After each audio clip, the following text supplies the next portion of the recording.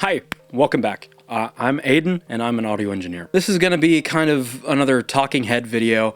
I do have another really super cool product demo super soon, so stay tuned for that. But recently I got an email, and it was somebody asking about a possible internship at my studio. Now that's not the kind of ship I run. It's a shed in my backyard. It's small. I can totally handle it. I don't get enough in-person clients to warrant having anybody else help me. So while I did have to deny that, it got me thinking about internships in general, and got me to kind of ask around and get some other people's insight on internships in a recording studio. This video is really for if you're super new and you're thinking that a recording studio internship is going to be kind of your ticket to the top. A lot of places that do offer internships are, maybe telling you that, oh, after your internship, there's a chance that we might hire you. You might be a staff engineer, stuff like that. So if you're looking at that and you're thinking, oh my God, that's amazing, I'm gonna work at a big name studio, I just want you to take a second and pause and hopefully just listen to what I have to say and take it into consideration. And this is not a blanket statement. This is not me being slanderous to one company or another. I just think that, in my opinion, and some of the opinions of other people that I've talked to, these days recording studio internships are mostly a scam. Now, I'm not saying that they're gonna email you, take your money, and never reply to you. That's not what I'm saying at all. I'm just saying that if you go into this under the guise of, I'm going to go in there and be, second hand to the man in charge, and I'm gonna be a big name guy one day from doing this, you might, but the chances are extremely slim to none. The overwhelming majority, I regret to say, of internships that are being offered by kind of bigger name studios without kind of a, learning program, which is its own thing I'll talk about, are just, hell, if they're even offered to the general public, aren't that useful as any kind of a first step on the ladder. Not even a first step, even, one of the first 10 steps. And what I mean by that is, most studios, big name studios, or, mid to big name studios, what they'll do is that they won't even have internships that are available to the general populace. You'll have to be in an accredited college, university, some kind of program like that to even apply or be considered. That's its own thing. I think recording school is a huge waste of money. That's its own discussion that warrants a separate video and a bit more in-depth personal background, I think. But to the internships that are offered to the general populace, they're probably looking for somebody who they can teach and, will get a lot out of it. But the majority of the time in those kinds of situations, I think that they're just taking advantage of those who are younger and less experienced and don't really know the total ins and outs of everything. A lot of the internships that are offered under the guise of, you'll be behind the console, you'll be running Pro Tools, you'll be recording bands, that kind of thing, really are not that. You're going to be doing grunt work. You're going to be cleaning people's shit out of the toilet. You're going to be taking the garbage out to the dump. You're going to be making people's coffee and going and picking up pizza. I had a version of this video that was a hell of a lot more angry, and I was yelling because this is off the cuff. I don't have a script, but decided to kind of take a step back and rethink that. Now, do I think I'm above cleaning a toilet or going and picking up people's food orders or something like that? Absolutely not. I don't think anything is necessarily below me. I'm just saying that if this was offered as some kind of prestigious internship where I'm gonna learn a lot and be mentored, and then I get there and it's $1 million SSL console and I'm taking the trash out to the garbage, and that's kind of my job, that's not teaching me signal flow. inputs, outputs on a patch bay. That's not teaching me how to work a recording console or a tape machine, or how to run Pro Tools or Logic or whatever else they have. That's not teaching me about plugins. That's not teaching me about outboard hardware. That's not teaching me about studio etiquette. That's just teaching me to be obedient to who I've already conditioned myself to think are the gods of my industry, who I shouldn't second guess at all. Because that's kind of who these places are targeting. Young, inexperienced people who really don't know if they're being mistreated or not, who think that this is just how it goes. This is how I work my way to the top. I'll make enough coffee runs and then one day I'll be given an input sheet to finally label. That isn't helpful. That isn't teaching you anything. You're not learning about the recording industry.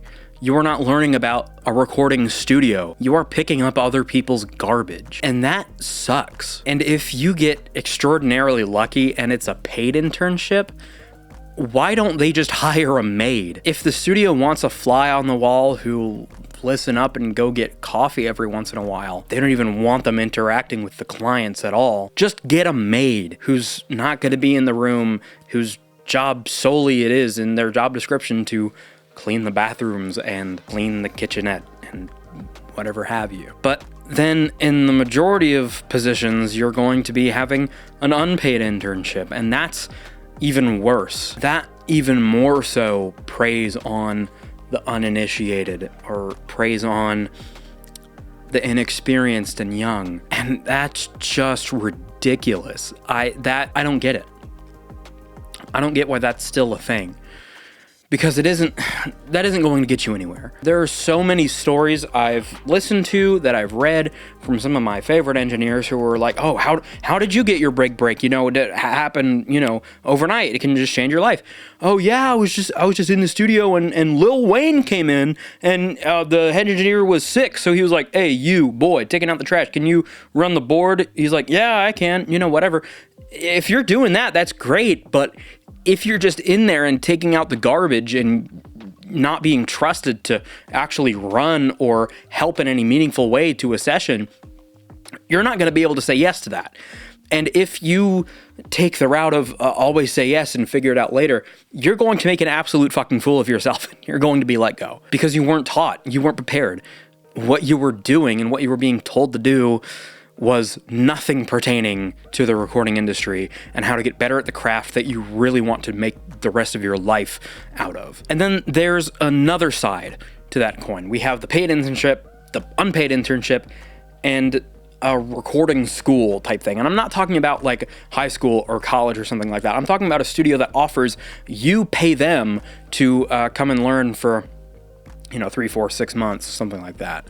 And you go in there every day and you learn their, you know, Neve console, or, you know, how their studios interlink and studio etiquette, how to do the business, whatever have you.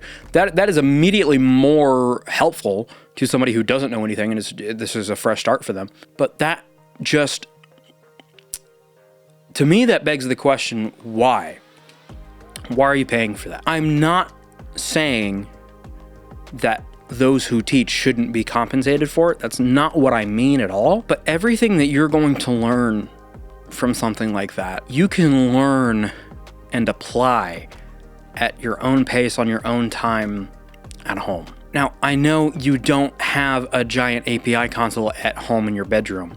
Duh. So you can say, oh, that's why I'm paying $10,000 to attend this for 6 months. You can spend $1,000, if even that, half of that, and make your own little amazing setup that's more than capable to do whatever you need it to do to learn and fuck around, find out, and trial and error your way through learning your digital audio workstation and watching videos on YouTube and downloading user guides to things. There is a benefit, yes, of going into this real studio with all this real hardware and all this real, you know, tactile stuff that you can feel, and you can get into it that way. But at that point, it's cheaper to just pay for studio time, I think, because what are you going to do with all the information that you paid $10,000 to that studio for, like, now you know how their studio runs. On top of, you know, the abstract general rules and philosophies, now you know how their patch bay is set up. You know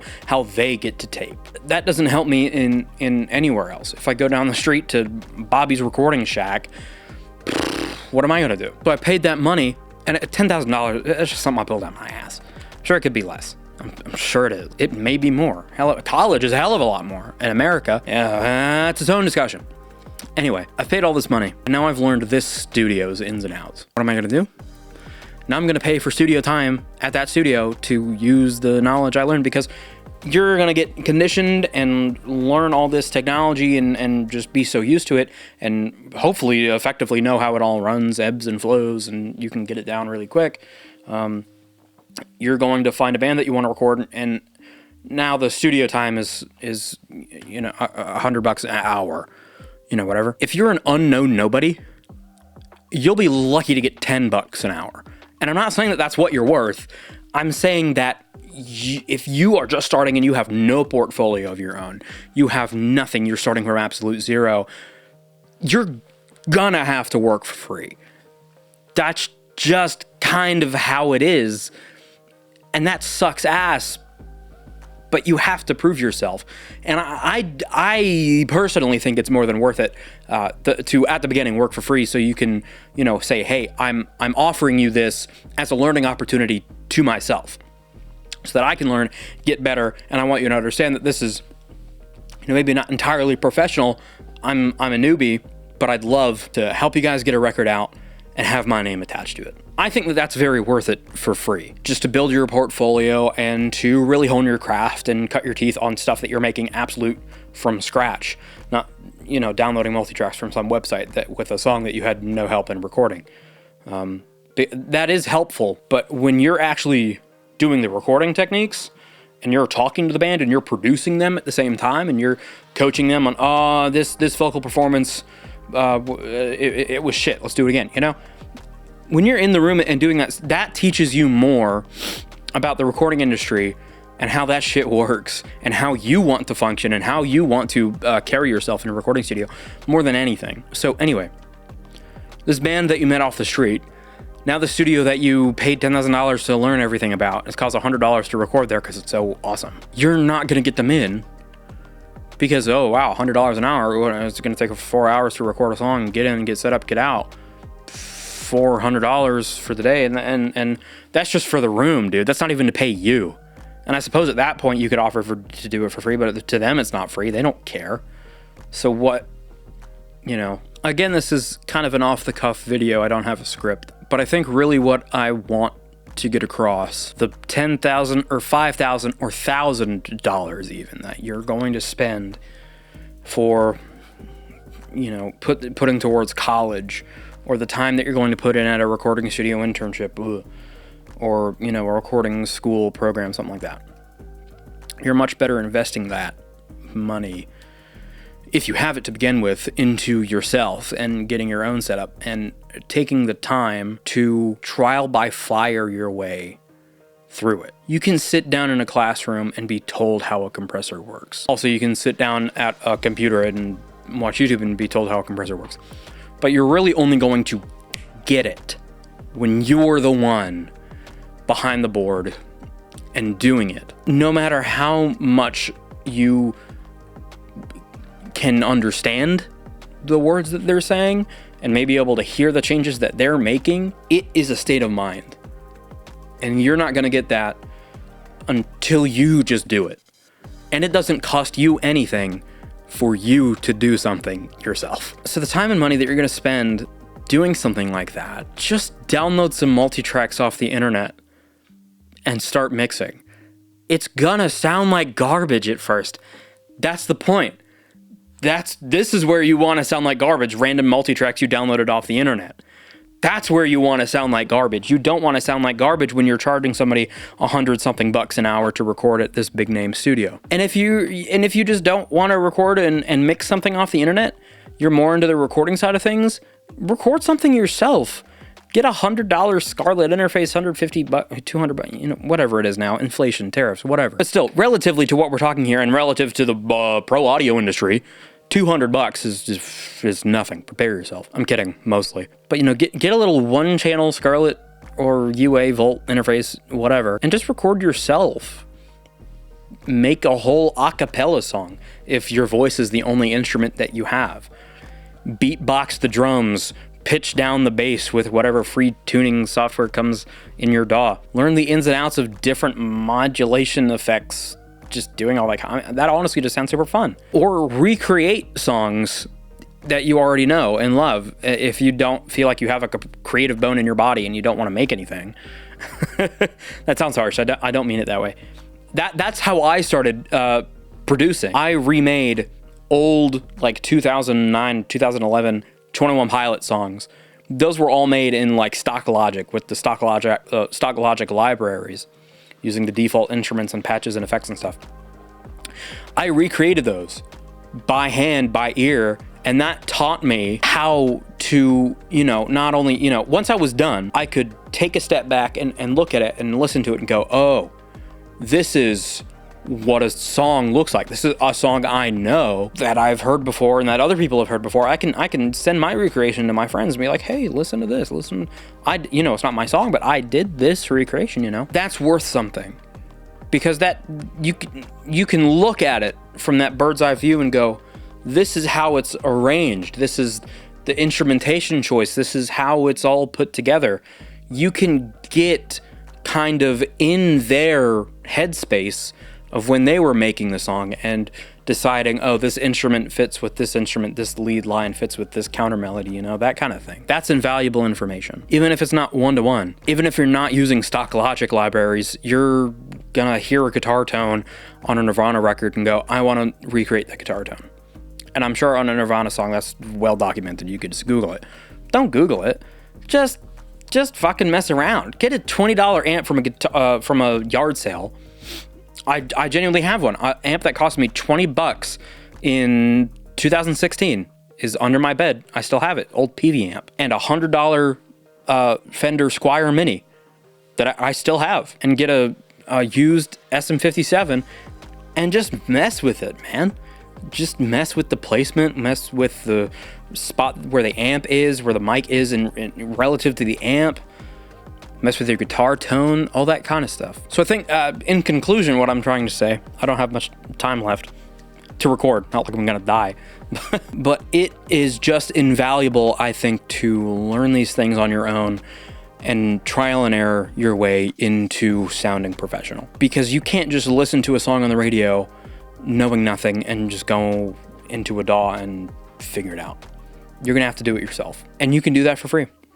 It just takes a little bit of your own time. So thank you so much for watching. Again, a real product review video is gonna come out very soon.